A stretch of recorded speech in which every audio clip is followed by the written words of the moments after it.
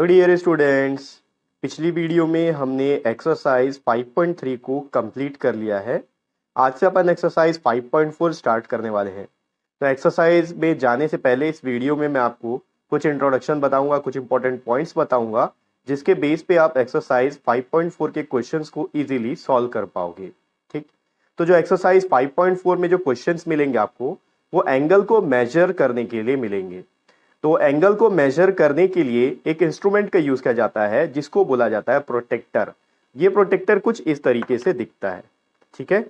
और बहुत सारे तरीके के होते हैं। देखिए मेरा जो प्रोटेक्टर है, इसमें ये बीच में पार्ट यहाँ पर खाली है, और इसी तरह का और प्रोटेक्टर होता है जिसमें ये पार्ट भरा हुआ होता है, पूरा ग्लास का होता है। तो वहां पर आपको लाइंस देखने के लिए मिल जाएंगे, ठीक है।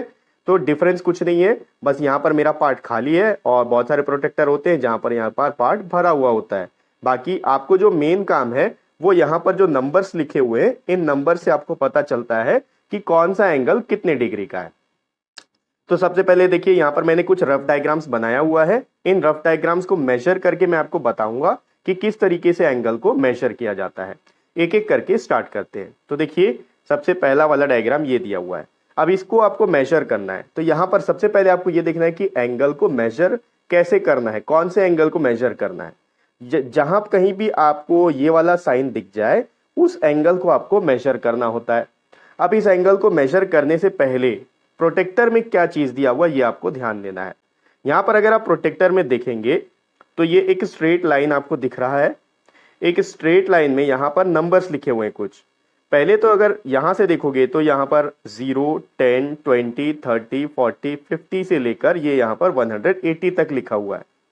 तो यहां ये अंदर में एक नंबर लिखा हुआ है। अब इसी के जस्ट ऊपर देखोगे तो यहां पर इस साइड से 0 लिखा हुआ है, लेफ्ट साइड से 0, 10, 20, 30, 40, 50 इस तरीके से घूमते हुए ये 180 तक आ रहा है। तो बच्चों को कंफ्यूजन ये होता है कि इनमें से कौन सा नंबर को आपको यूज करना है। अब ये डिपेंड करता है कि आपका एंगल किस साइड फॉर्म हुआ है, राइट साइड या फिर लेफ्ट साइड। ये मैं अभी आपको पूरे डिटेल में क्लियर कर दूंगा, ठीक है। तो अभी देखो आपको करना क्या है। सबसे पहले इस एंगल को मेजर करने के लिए हमको ये देखना होगा कि हमारा जो एंगल है वो किस साइड फॉर्म हुआ है। इसके लिए जो एक बेस लाइन है, इस लाइन को आपको फॉलो करना है। ये जो लाइन है अभी राइट साइड में है, तो हम क्या करेंगे, यहां पर देखो ये जो सेंटर वाला पॉइंट दिख रहा है आपको प्रोटेक्टर का, इस सेंटर वाले पॉइंट को इस कॉर्नर से या इस वर्टेक्स से आपको मिलाना है। एग्जैक्टली इसी के ऊपर आपको रखना है, तभी आप प्रॉपर मेजरमेंट कर पाओगे। तो इस प्रोटेक्टर को मैं यूज करके ये देखिए ये जो कॉर्नर दिख रहा है, इस कॉर्नर पे इस वाले पॉइंट को मैं रख देता हूं, ठीक। अब ये जो दूसरा लाइन आपको दिख रहा है, ये लाइन एकदम स्ट्रेट होना चाहिए। ये जो लाइन आपको दिख रहा है इसके ऊपर ओवरलैप हो जाए। तो यहां पर देखो ये मैंने ऐसे रखा और इस लाइन को, जो लाइन खींचा हुआ है कॉपी पे, उस पे मैं ओवरलैप करता हूं। तो ये ओवरलैप हो गया, ठीक। ओवरलैप का मतलब उसके जस्ट ऊपर आ गया है इस तरीके से कि नीचे वाला जो लाइन है वो मेरे को अब नहीं दिख रहा है। तो मेरा जो एरो है वो इस डायरेक्शन में है, और जब इस डायरेक्शन में एरो है तो एंगल यहां से खुलना शुरू होगा। तो मेरे को 0 पे फोकस करना है। जिस तरफ एरो है मेरे को देखना है कि 0 कहां पर है। तो 0 अंदर में है, बाहर में 180 लिखा हुआ है, अंदर में 0 है। तो अंदर वाली काउंटिंग को मैं अब देखना शुरू करूंगा, ठीक है। तो देखिए एग्जैक्टली मैंने रख लिया यहां पर, यहां से ये 0 डिग्री हो गया। अब 0 डिग्री अंदर है तो अंदर वाले नंबर्स को मैं देखता जाऊंगा ये लाइन कहां पर आके रुक रहा है। ये हो गया 10, 20, 30, 40, 50, 60 और ये 70 से पहले है। तो 70 से पहले है तो मैं इस लाइन को फॉलो करूंगा और देखूंगा कहां जा रहा है। तो ये वाला लाइन जो है देखिए ये 70 वाला है, 70 से पहले है। तो 70 से पहले ये 60 है, तो ये बड़ा लाइन 60 का हो गया।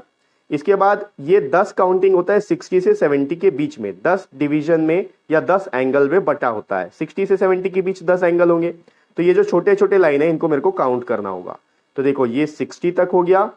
अब ये जो और एक बड़ा लाइन दिख रहा है ये 65 हो गया, ये 66 और उसके बाद में एक छोटा लाइन है 67 जिसके ऊपर ये ओवरलैप हो रहा है। तो ये जो एंगल अपना फॉर्म हो रहा है ये 67 डिग्री का फॉर्म हो रहा है। उसी तरह से अब इस एंगल को मेजर करते हैं।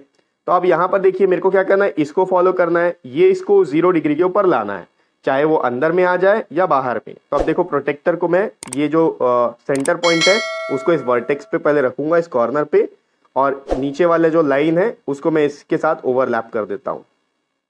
ठीक, ये ओवरलैप हो गया।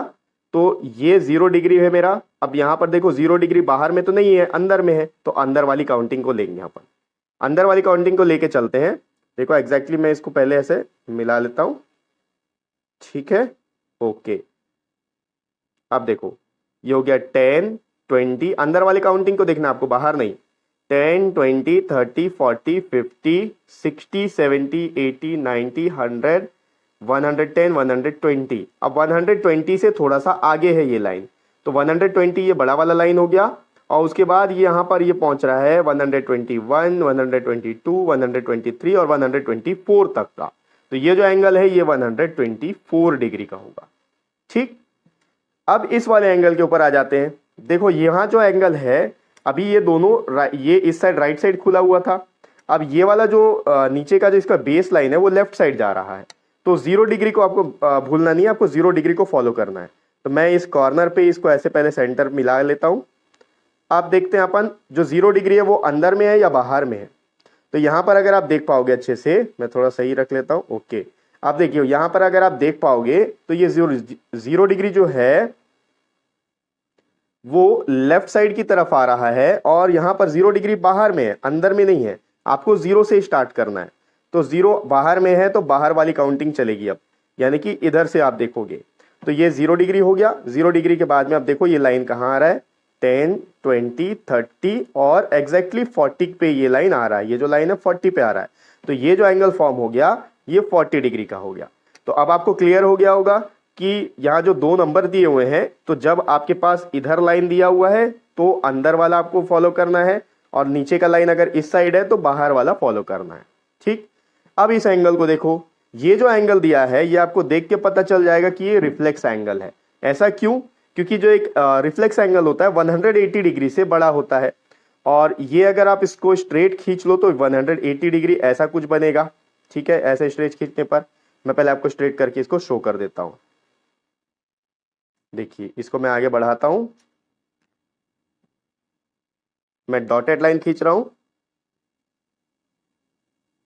ठीक है। तो यहां से यहां तक तो ये 180 डिग्री का है, ठीक। और रिफ्लेक्स एंगल हम किसको बोलते हैं? जो 180 डिग्री से बड़ा होता है। तो अब बाकी जो बचा ये वाला एंगल, तो रिफ्लेक्स एंगल को आप कैसे मेजर करेंगे? क्योंकि प्रोटेक्टर में तो हमारे पास केवल 0 डिग्री से 180 डिग्री तक का मेजरमेंट है। तो आप देखिए ये एंगल तो आपको पता है 180 डिग्री का है, आपको केवल ये वाला एंगल को मेजर करना है, ठीक। तो अभी इस एंगल को मेजर करने के लिए मैं ऐसे रखूंगा, आप चाहो तो कॉपी को घुमा के भी कर सकते हो। मैंने ऐसे रख लिया, 0 डिग्री इधर जा रहा है, यहां पर 0 है, और 0 आप देखोगे तो 0 अंदर की तरफ है, ठीक है।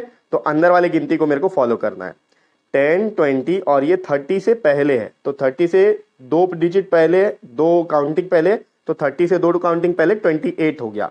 तो अब मैं क्या करूंगा, ये 180 डिग्री प्लस उसमें 28 को ऐड कर देंगे। तो ये हो गया 0 + 8 8 हो गया, 8 + 2 हो गया 10, और यहां आ गया 2।